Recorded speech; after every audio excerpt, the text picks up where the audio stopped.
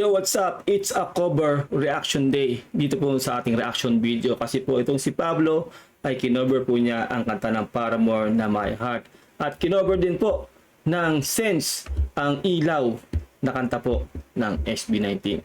Simulan na po natin ang ating reaction video. Let's do this. I am finding out that maybe I will be wrong Nice boys, all back. since I've fallen down and I can hear Isa po to sa gustong-gusto kong kanta ng Paramore, no? Itong My Heart. Simpleng-simple lang po pagkakabanat ni Hayley Williams dito. stay with me. Uy, pusa. This is what I need.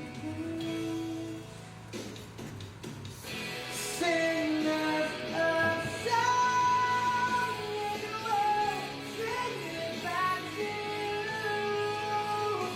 Ang lupit talaga ng boss din ni Olbap, no? Kahit anong genre rin, kayang-kaya din talaga ni Olbap. Grabe. Sing it back to you. We can sing Wow.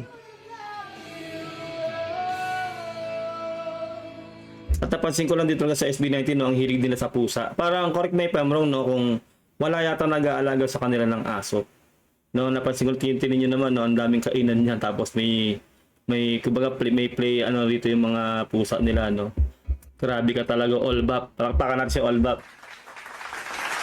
Talagang kahit anong genre talaga kayang-kaya niya. Ngayon po, lipat na po tayo dito sa cover po, no, ng boy group na Sense dito po sa kanta ng SB19 na Ilaw. Dito po sa P-Pop Fest Year 3 SM North EDSA Annex June 14, 2026. First time ko po silang maririnig at first time ko po silang nakita ngayon o makikita ngayon dito sa kanilang i-react nating video. Hindi ko po sila kilala.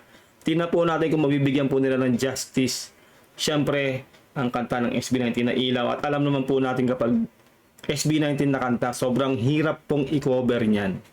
No, kaya panoorin na po natin to kung talaga pong magagawan po nila na matinding justice ng kanta.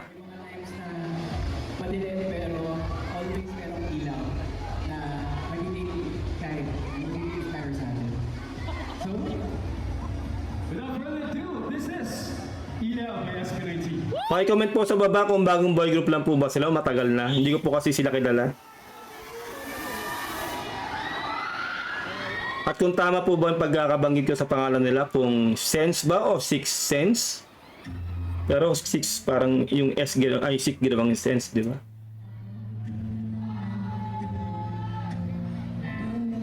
Medyo hindi klaro yung vocals.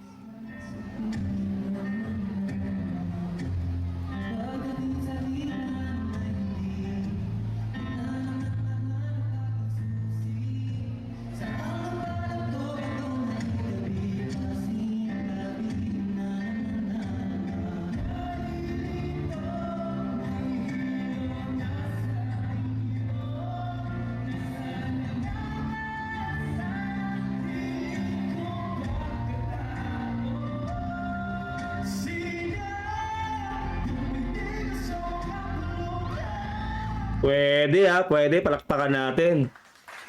So far, no? So far, pwede po. At yung style po nila, no?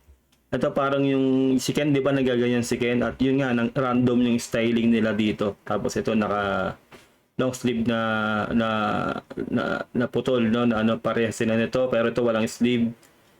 Ano, sobrang random ng styling nila. Pero yung isa pang ibaba nila, pare-parehas. So, yun na napansin ko. At so far yung boses po nila medyo okay po.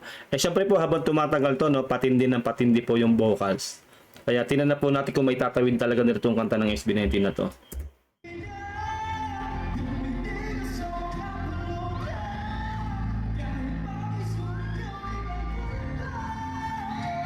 Pwede.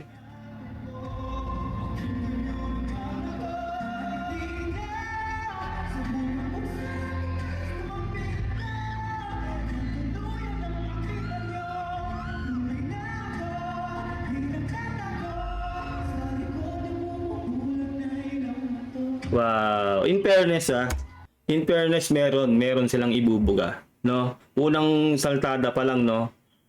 Swak po, no? Siyempre, hindi iba yung boses nila sa SB19 doon sa Mahalima, pero so far po, no, maganda po yung pagkakatirada nila sa kanta na to. Suabe, suabe.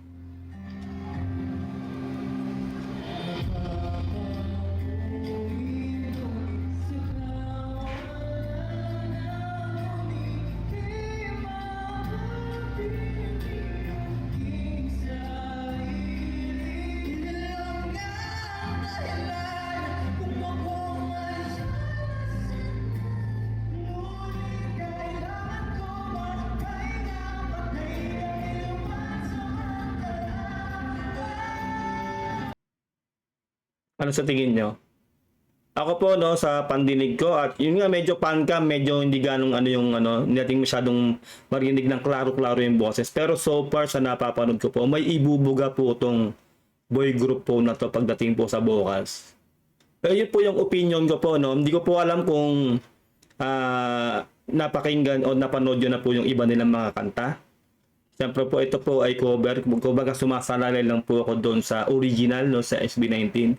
Pero so far, nakikita ko na itatawid nila. At para sa akin, no, yung opinion ko po, no, may boses po sila. No, na 6 sila, no? Kaya nga siguro sense, tapos 6 yung S, parang S, no?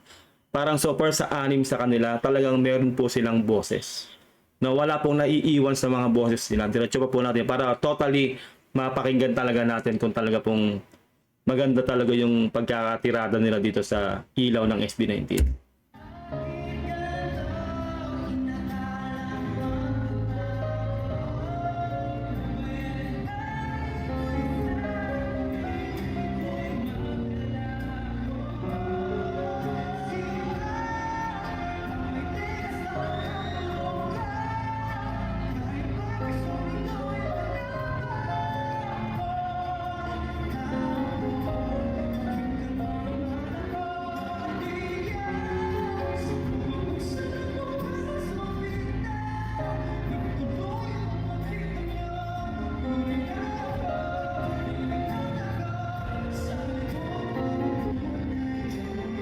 Wow.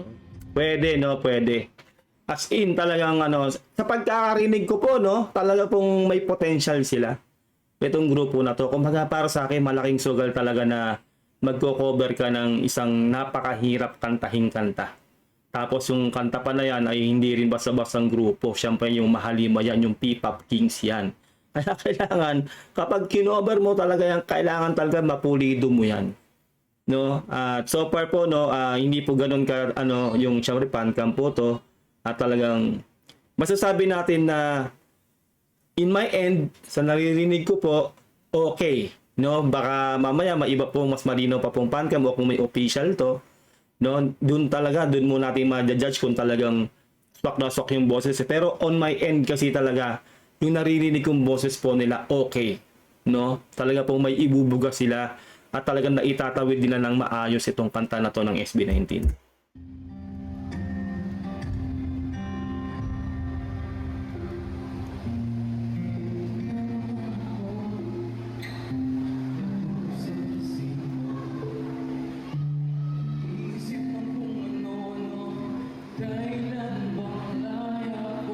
Saka ito po yung sa akin, no, bakit nagtataka lang ako bakit sila nagko-cover ng kanta ng SB19? Wala pa po ba silang official song? No, hindi ko po kasi alam kung may official song sila na kanta talaga nila. Nagtataka lang ako bakit kailangan nilang i-cover tong kanta ng SB19. Siguro nga hindi pa ganoon kadami siguro yung kanta nila, at siguro nakanta nila siguro dito sa performance na to yung kanta nila, tapos kumbaga pinandagdag nila tong cover nila ng kanta ng SB19. Correct me if I'm wrong po, no, kasi po hindi ko po pa napapanood talaga itong performance na to kung nakailang kanta na po ba sila dito, at hindi ko po talaga sila kilala, no, itong boy group na to. Sa tingin ko po, para sa akin, no, opinion ko, parang bago po sila, no, hindi ko po alam kung kalalunch lang po ba nito or whatever. Pero po, so far talaga, naririnig ko po talaga na meron po silang potential. Maganda po yung mga boses po nilang 6.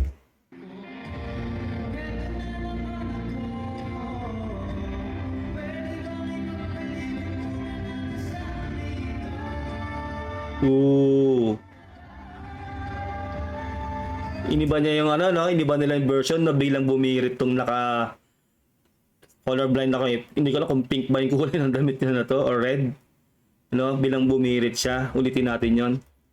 Okay din yun na talagang hindi totally ikakopy mo yung style ng original na kinover nyo. No? Maganda rin yung ganong atake para medyo may originality yung pagko-cover.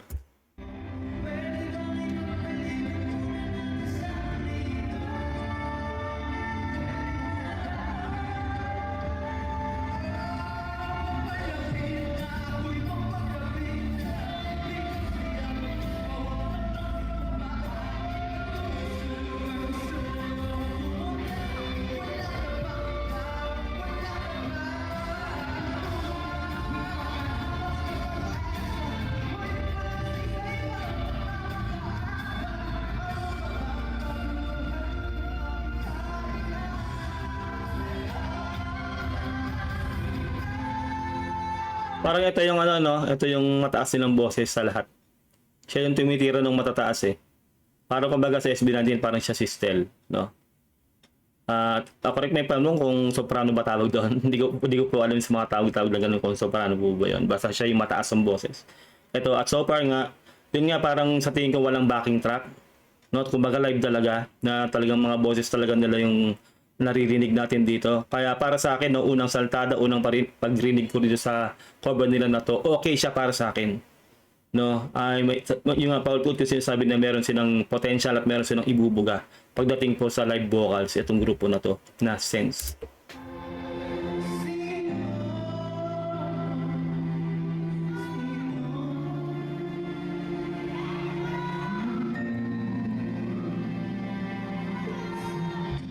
Ito na yung ano, susunod na rito yung mataas talaga. No? Tingnan natin kung sana hindi sumabit, no? Para ano, hindi mawala yung momentum ng mga unang saltada na narinig natin na performance sila dito sa kantang to.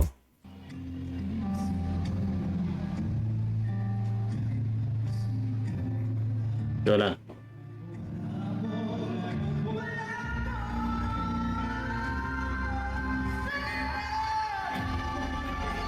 Okay. Parang ano, sinalo siya nito nung naka dilaw ba to o ano? Hindi ko sinasabing sinalo na parang kinaposto kasi diniretso niya yung birit tapos ito yung nagsino. 'Di ba? Ang galing doon ng style na 'yon, no, para yung momentum nito nakakulay pink o red ay ano, kumbaga dire-diretso na yung momentum niya tapos ito na yung nagsumunod ng kumbaga yung chorus, no, yung sino, 'di ba, na mataas din. Naulitin natin yan ha. Iniba nila yung style.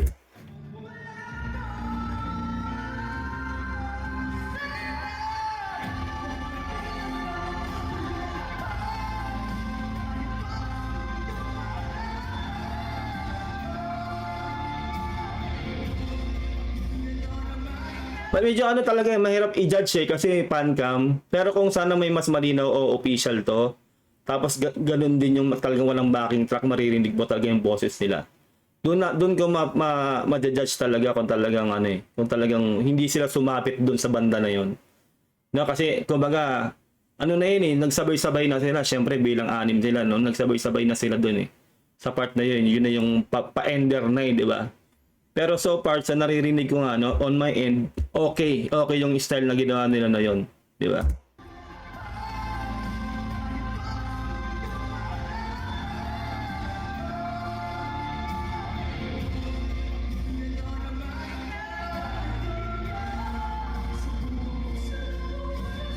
Ayun na, yun na, meron lang ako narinig na doon. Parang, ayoko ko sa akin lang po yun, parang nagkapaan sila doon, no? Yung sa part na yun, pakinggan natin ulit ha.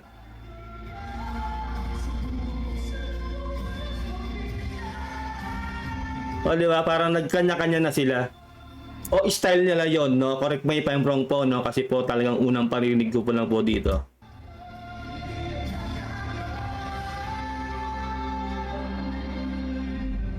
Medyo ano, no, medyo yung style nila na yon, medyo nagkarambola sa akin, no, on my end. Para nagkarambola, medyo ang gulo niya. No, medyo ang gulo niya doon sa part na yon. O talagang ganoon yung pagkaka-arrangement nila nung cover nila na to. Kasi parang nagkanya-kanya na sila eh. Kumbaga yung nag-overlap na yung mga boses nila. Pero ano mahirap din talaga pag lalo't wala tayo sa sitwasyon, wala tayo mismo dyan sa harap nila. No, na nakapanood o talagang totally narinig mo on the spot doon ng live, di ba? Kasi tayo narinig na lang natin to dito po sa Pancam, no? Pero yun lang po yung on my end, no, parang itong bandang huli medyo karambola na. No, pero hindi naman ganoon ka sama yun, kumbaga parang para sa akin sa opinion ko lang, no. Medyo yun nga, medyo overlapping na yung boses. Hindi mo na alam kung sino yung papakinggan mong boses sa kanila. Kumbaga, yung level ng mga boses nila, kumbaga, nagpatong-patong na parang hindi nagbigayan. Same range, yung lakas, yung lahat, ganun eh.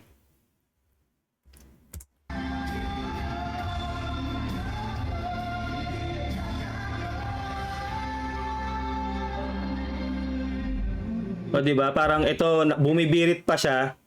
Diba? Bumibirit pa to. Tapos ito na yung pinasok niya na yung ender. Kumbaga dapat ito, para sa akin dapat binitawan niya na yung birit niya para marinig tong nag-e-ender na to, tong nakakulay green. No, pakinggan niyo yun Diba? Parang hindi na masyadong narinig yung sinasabi na tong nakakulay green. Ito po ay constructive criticism niya. Yun lang po yung pagkakarinig ko. Pero magaling po, no? Magaling po tong grupo na to. Meron po silang boses.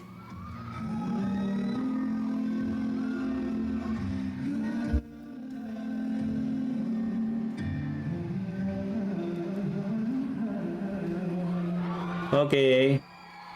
Ayun po, no, para sa akin, itong grupo po na to ay may boses po sila. Talaga pong yun nga, parang wala akong narinig na backing track doon, live vocals yun.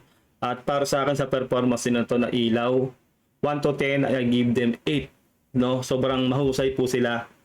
May potential tong grupong to. Minsan nga lang po yung nga na-criticize ko yung sa huli nila na medyo hindi na po marinig yung talagang yung dapat marinig na boses. Yung halimbawa yung talaga yung linya na yun talaga na dapat mong marinig. Nag-overlap na.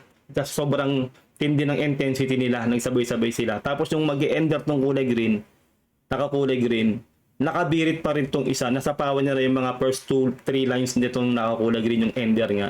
Kaya yung bumitaw tong nakakulay pink, no, ng birit niya, onting words na lang yung malinaw na naririnig dito sa nakakulay green na ender ng kanta ng ilaw nga. Diba? Correct may pamrong po na kasi nga po Pancam po yung boses po dito o yung audio ay Pancam, pero yun po yung nasa end ko yun po yung naririnig ko. So far para sa akin nga, nasabi ko na po 1 to 10, 8 po sa akin tong performance na to ng Sense. Solid, no? Talaga pong meron po silang boses, may ibubuga itong grupong Sense na to. Shoutout dito sa Sense, ang gagaling nyo. Yun, talaga may potential, dire-diretso lang sa inyong pagpo-perform at syempre good luck sa inyong grupo. Salamat kung nakaabot ka hanggang dito. Sana nagustuhan mo ang aking mga sinabi at ating reaction video dito sa double header nating reaction video ni Pablo na cover niya ng My Heart ng Paramore at ng cover din ng Sense sa ilaw ng SB19. Huwag mong kalilimutan na mag-subscribe dito po sa ating channel. Huwag mo rin kalilimutan na mag-like sa ating video. Malaking tulong yan. Ingat kayo lahat. God bless and peace out. Bye.